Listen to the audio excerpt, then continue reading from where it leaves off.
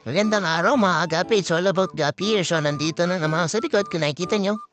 Yan may mga lalagyanan.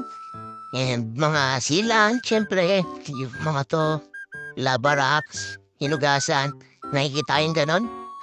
Merong ibig sabihin yan. So guys, gumagawa kasi ako ngayon ng aking mga filter para sa mga ibang tangki ko tsaka doon sa mga tab ko.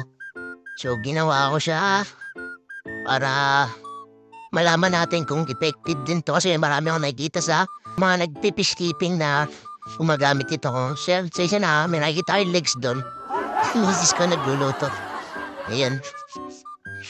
Yan, nakikita nyo. Magamit ko sa dulo niyan, may ganito. Tapos isang pump lang yan. Siyempre, magkakadelete yung mga tab ko. So, lalagyan ko niya para maging malinis din. Then, diba, lagi ko sinasabi, yung paggalaw ng tubig. So, yun lang.